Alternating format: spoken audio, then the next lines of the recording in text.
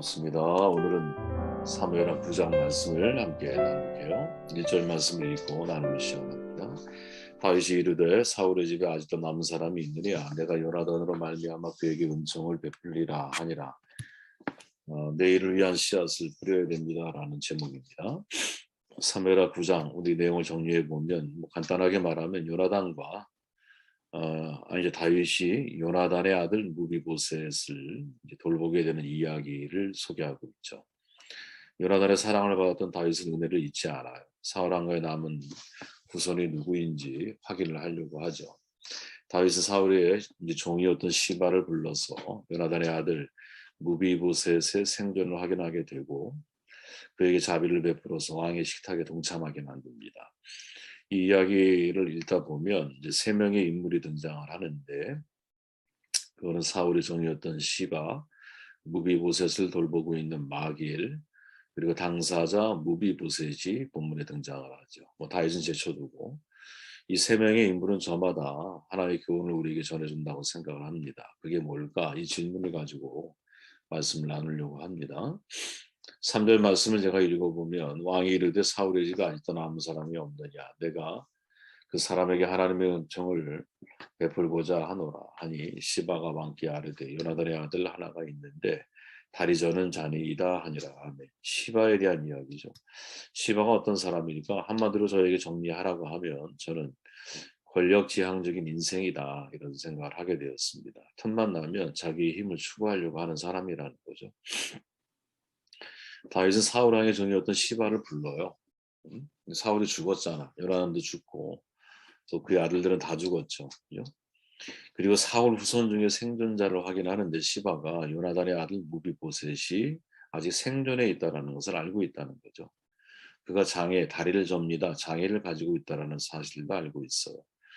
근데 로드발의 암멜의 아들 마길이라는 사람이 그를 보호하고 있다고 다윗에게 말하는 거거든요.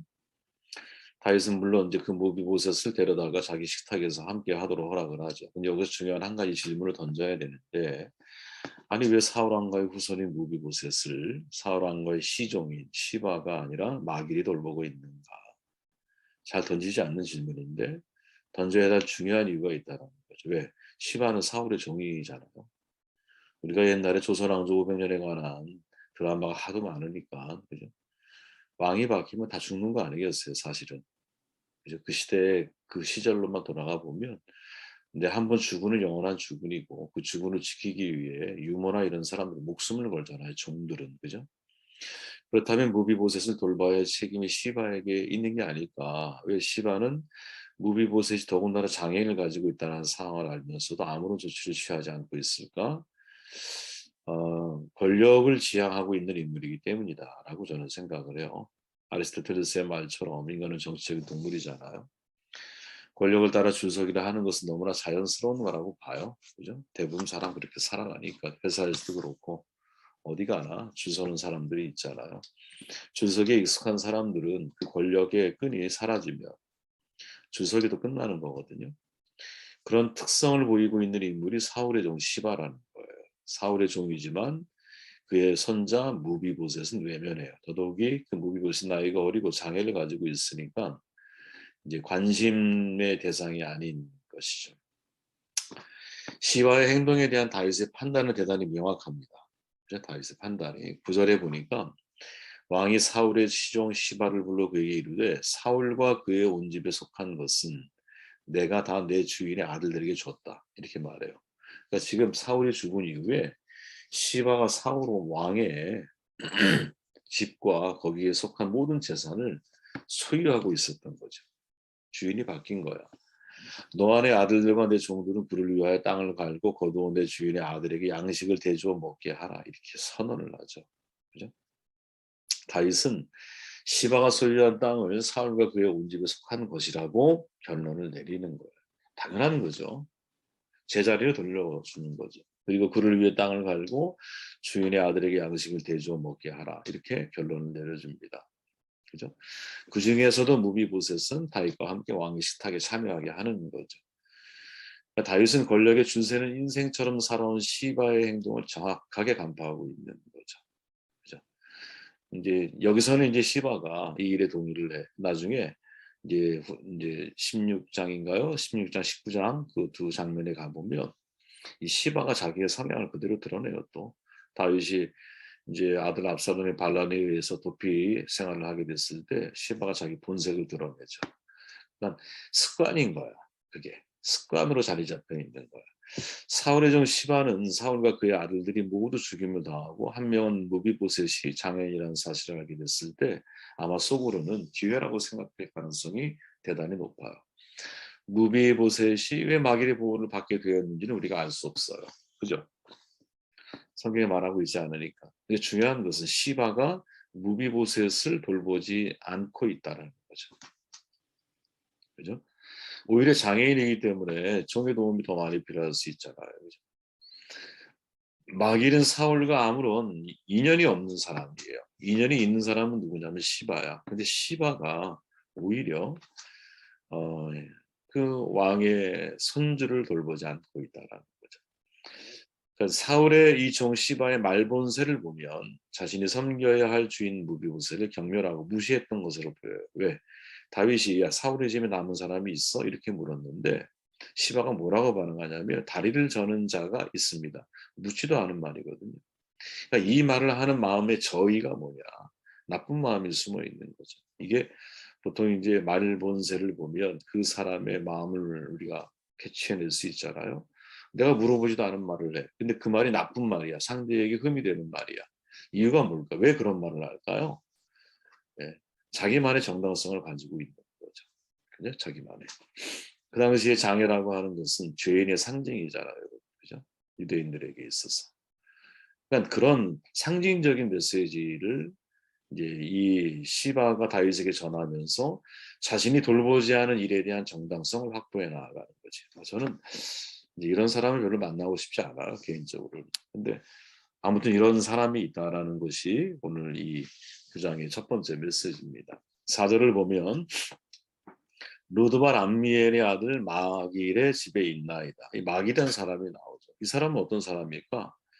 자신의 도움이 필요한 약자, 그들을 돌보는 인생을 살았던 사람이 마길. 참 독특한 사람이거든요, 이분. 다윗이 왕이 된 상황에서 사울의 손자를 보호한다라는 것은 일반적으로 생각하면 대단히 위험을 감수하는 일이거든요. 마길이 살았던 로데발 지역은 여러분 므낫세 지파 성읍이에요. 그러니까 마길이 므낫세 지파 사람이라는 것은 사울과 친인척 관계가 전혀 아니라는 거거든요.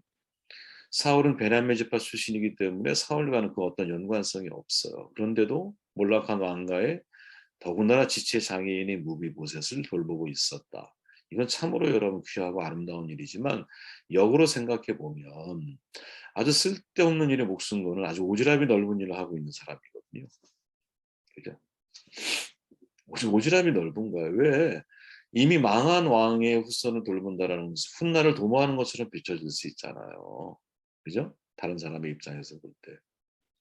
근데 이 마길이라는 이름이 한 번 더 등장해요. 사무엘하 17장에 가보면 다윗이 마하나임에 이르렀을 때 로데발 사람 암미엘의 아들 마길과 유명한 강철 심장의 사람이라는 뜻을 가진 바르실레가 침상과 대야 질그릇 또 밀보리 밀가루 쭉 다 가지고 와서 다윗 또 그의 백성들을 먹게 하죠. 사울의 후손을 돌보았던 마길은 다윗이 또 어려움에 처하게 되니까 지체 없이 그 다윗의 스폰서가 되지고 있죠. 참 독특하죠, 여러분. 이런 분이 있구나 이런 생각이 들어요. 강자와 약자 사이에서 여러분 약자 편에 서는 것은 하나님의 마음에 속한 거라고 생각을 해요. 성경에도 보면 하나님이 약자를 외면하지 않잖아. 늘 약자에 대한 돌봄, 은혜를 강조하시죠. 그리스도인은 항상 약자 편에 서 있어야 하는가? 참 이게 쉽지 않은 질문이거든요, 여러분. 쉬운 질문 같은데 쉽지 않은 거예요. 왜? 이 말이 오해를 만들어 놓을 수 있기 때문에 그래요. 성경은 여러분 약자 편의적인 기록을 소개하는 것은 사실이지만 그렇다고 사회적인 강자에 대해서 그들을 무시하거나 배척하거나 하는 그런 마음이 아니에요. 하나님은 절대. 사회적 강자이든 약자이든 하나님 모두를 사랑하시잖아요. 그죠? 사회적 약자에 대한 돌봄을 강조하기 때문에 반대로 사회적 강자가 모두 죄인이라고 하는 인식을 가지면 대단히 위험한 거죠. 이거야말로 여러분 의리 갑질하는 형태를 만들어낼 수 있는 거거든요. 그죠? 우리가 이제 서구 사회, 우리 사회 타이가 있다는 미국 사회에서는 돈을 많이 번 사람에 대한 존경심이 사회적인 존경을 얻는 표예요. 왜? 그만큼 그 사람들은 수고하고 노력을 했다라고 하는 인정이 그 속에 있거든요. 우리는 뭔가 좀 오해하죠.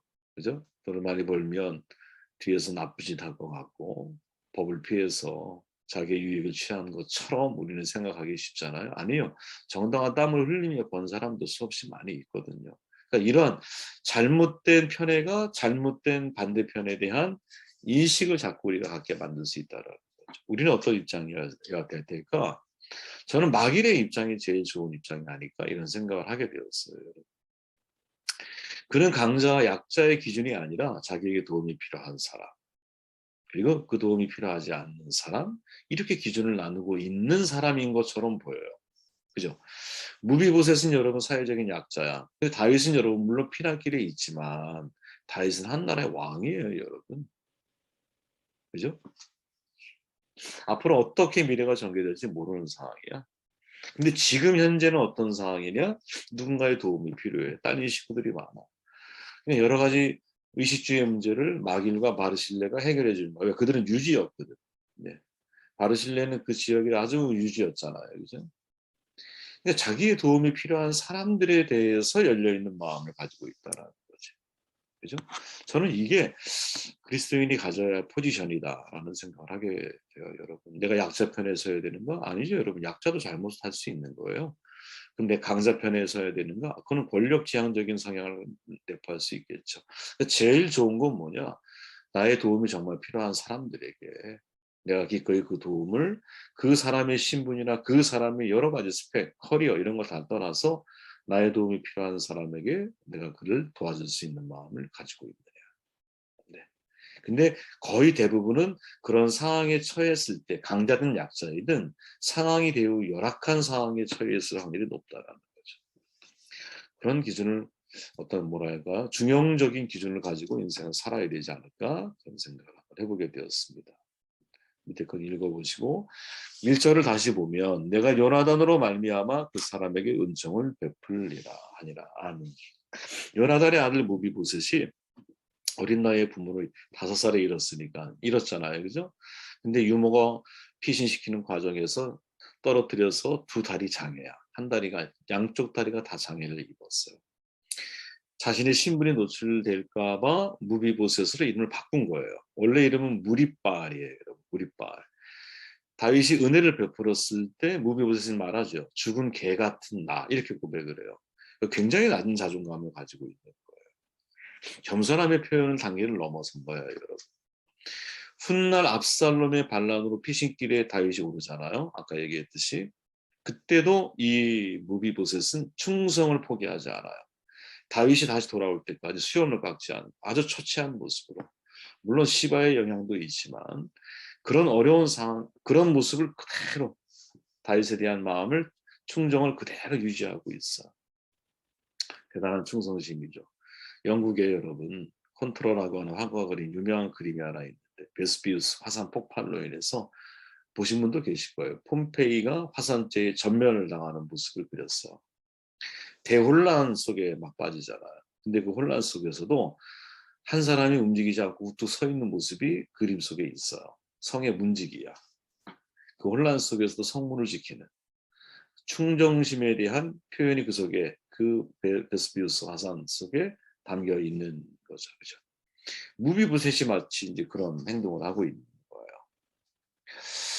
자, 무비보셋이 다윗에게 충성을 다할 수 있었던 이유는 다윗이 은혜를 베풀었기 때문이야. 왕의 식탁에 자기의 이제 옛날 땅을 다시 복권해 주는 것도 중요하지만 다시 회복시켜 준 것도 중요하지만 자기를 왕의 자손처럼 대해줬잖아요. 근데 이보다 앞선 것이 뭐냐?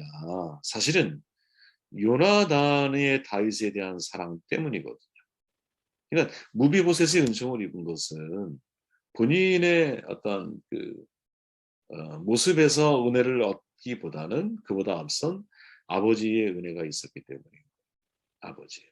씨를 뿌리지 않고 여러분 열매를 거두기 어려운 법이죠. 다윗의 은혜는 여러분 요나단이 뿌린 씨앗의 열매야.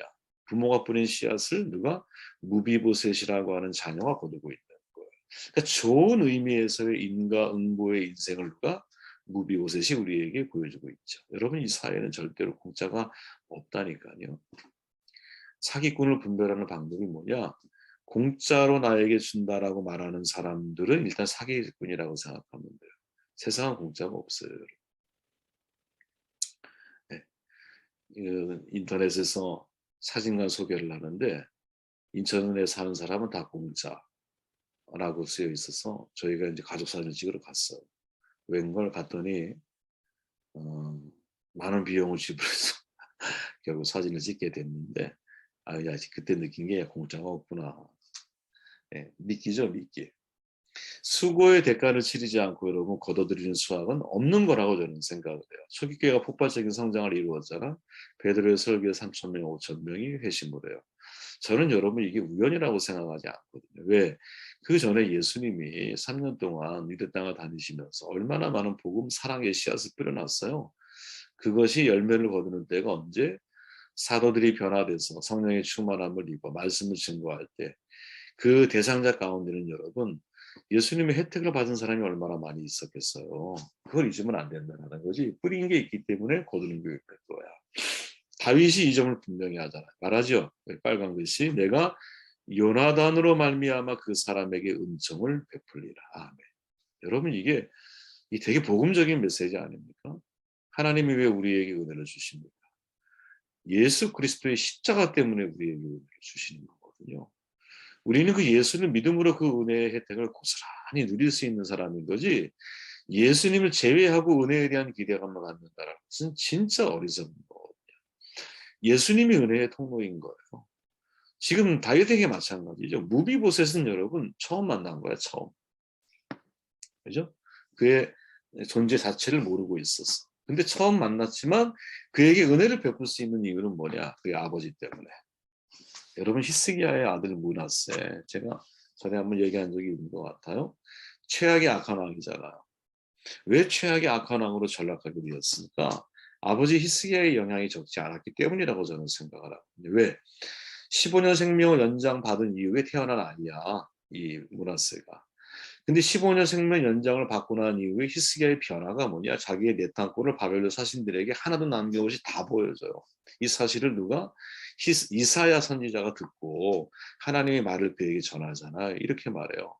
여호와의 말씀이 당신에게 임했어요. 왕궁의 모든 것과 왕의 조상들이 오늘까지 쌓아두었던 것이 다 바벨론으로 옮겨질 거야. 하나도 남겨지지 않을 거야. 또 왕의 몸에서 난 아들 중에서 사로잡혀 바벨론의 왕국의 환난이 될 거야. 이렇게 예언의 말을 하거든요. 암울한 미래를 예언을 해요. 그러면 그때 히스기야가 좀 정신 차려서 하나님 앞에 자기의 과오를 회개하고 돌이켰다면 상황이 조금 좀 달라지지 않았을까 하는 기대감도 갖게 되는데 이때 히스기야의 반응이 뭐라 그랬냐면 이렇게 말하잖아. 히스기야가 자기가 살아있는 동안만이라도 평화와 안정이 계속된다면 그것만으로 다행이라고 생각하였다. 여러분 이게 가장 어리석은 부모의 모습이라고 봐요. 내가 살아있는 동안만을 생각하는 부모. 그들에게 내일의 자녀의 미래가 없는 거죠, 여러분. 교회도 마찬가지죠. 우리의 때만 생각하는 교회? 그러면 여러분 어떻게 미래가 있을 수 있겠어요? 그죠? 우리가 왜 미래 세대에 대해서 관심을 합니까? 우리 때도 하나님이 은혜해 주셨지만 우리의 미래를 위해서는 내가 씨를 뿌려야 할 위치에 있다는 사실을 기억을 하고 살아가는 거지. 그래서 여러분 자녀의 미래에 하나님의 은혜가 함께 머물기를 원하십니까? 이미 그리스도 안에서 은혜가 있지만 부모가 은덕을 뿌려놔야 돼요. 부모가 덕을 베풀어 놔야 돼요. 그 덕의 열매가 우리의 자녀들에게 있으면 참 좋겠다 이런 생각을 하게 되었습니다.